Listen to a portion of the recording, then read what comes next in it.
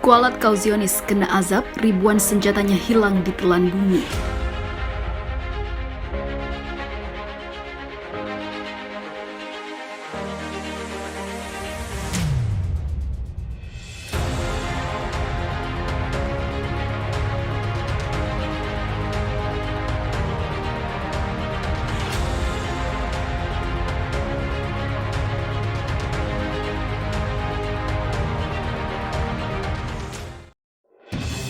Mengaku menjadi tentara terkuat di bumi, nyatanya hal itu tidak terbukti sama sekali.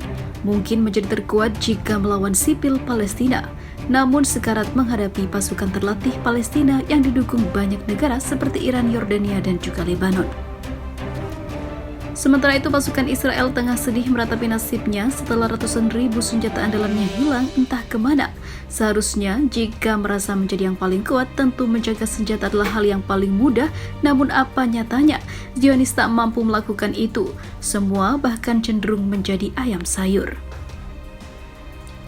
Sementara itu dikabarkan jika para petinggi militernya ngamuk atas musibah yang terjadi pada militer dan kelengahan anak buahnya itu, dikarenakan senjata tersebut merupakan amunisi yang dipersiapkan dalam pertempuran selanjutnya dan juga merupakan pasokan senjata mahal yang dikirim negara sekutu untuk menyokong Israel dalam merebut wilayah Palestina.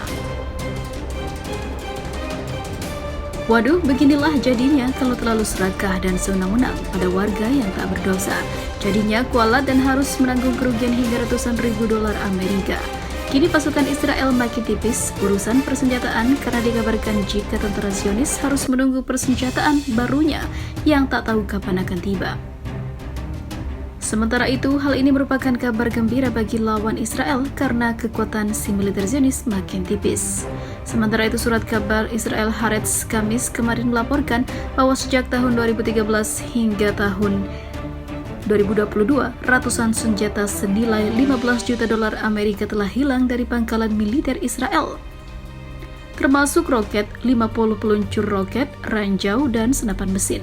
Laporan tersebut juga menyatakan bahwa di antara senjata yang hilang adalah senapan serbu dan juga senapan mesin. Berbagai granat, peluncur roket, dan juga bahan peledak lebih dari 500 atau 150 ribu peluru. Kerugian yang sebenarnya diperkirakan akan jauh lebih besar karena tentara tidak dapat menjelaskan semua senjata yang hilang. Hal itu terjadi setelah otoritas Israel mengumumkan bahwa tentara dan dinas intelijen akan membantu kepolisian Israel untuk mengatasi kejadian ini.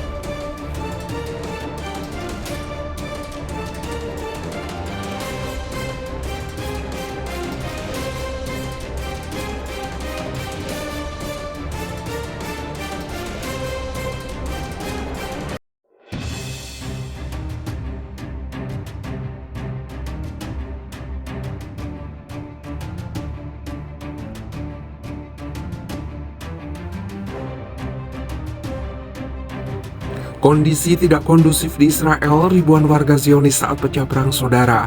Kondisi rusuh dan panas telah pecah di tanah Yahudi. Bagaimana tidak, kerusuhan dimulai adanya provokasi dari sesama pemimpin dan juga karena kembalinya Netanyahu ke tampuk kekuasaannya. Apalagi Netanyahu dikenal sangat bermasalah dan kontroversi. Hal ini menimbulkan perpecahan serius bagi ribuan orang yang berada di sana, membuat aksi saling serang antar warga menjadi sangat menggila. Sementara itu, kerusuhan yang disebut sebagai perang saudara meletus di kota Rot Israel tengah malam, menyadur Time of Israel. 3 sinagog dan toko-toko dilaporkan terbakar bersama dengan lusinan mobil. Wali kota Yair Revivo mengatakan balai kota dan museum lokal turut jadi target serangan, membandingkan situasinya dengan program Nazi 1938 Kristallnacht.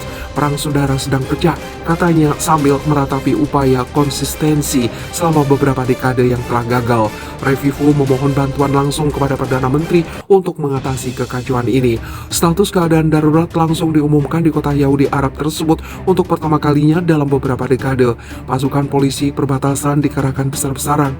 Perdana Menteri Benjamin Netanyahu memerintahkan agar para pelanggar hukum ditangani dengan serius dan unit di lapangan diperkuat untuk memulihkan ketenangan ketenangan dan ketertiban di kota segera, kata pernyataan pemerintah. Di sisi lain, kecaman internasional atas tindakan Israel kembali bersemi seiring dentuman mesin perang negara itu, menyebabkan kematian warga sipil di Gaza. Tidak tertutup pula kemungkinan akan terjadi perang saudara, akan tetapi pada kenyataannya justru membuat keberanian dari kelompok sayap kanan Israel meningkat. Mereka bertekad untuk terus maju dengan aneksasi lebih lanjut atas properti dan tanah Palestina. Dalam kondisi demikian, akhirnya Netanyahu telah memberikan percikan yang menyulut kebakaran baru. Kepentingan politik Netanyahu, kelompok paling kanan sendiri telah didekati dan didukung oleh Netanyahu. Netanyahu pada hampir setiap pemilu.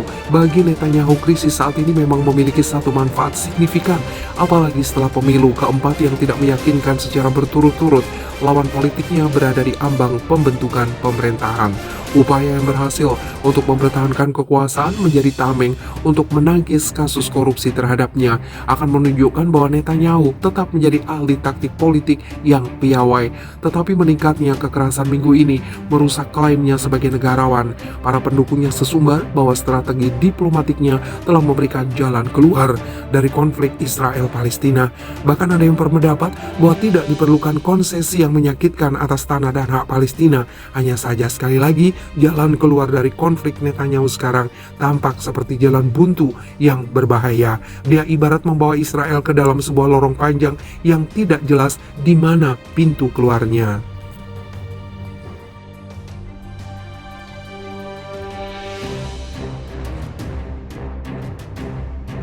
Sementara itu, surat kabar Israel Haaretz Kamis kemarin melaporkan bahwa sejak tahun 2013 hingga tahun 2022, ratusan senjata senilai 15 juta dolar Amerika telah hilang dari pangkalan militer Israel, termasuk roket, 50 peluncur roket, ranjau, dan senapan mesin. Laporan tersebut juga menyatakan bahwa di antara senjata yang hilang adalah senapan serbu dan juga senapan mesin, berbagai granat, peluncur roket, dan juga bahan peledak lebih dari 500 atau 150.000 peluru. Kerugian yang sebenarnya diperkirakan akan jauh lebih besar karena tentara tidak dapat menjelaskan semua senjata yang hilang. Hal itu terjadi setelah otoritas Israel mengumumkan bahwa tentara dan dinas intelijen akan membantu kepolisian Israel untuk mengatasi kejadian ini.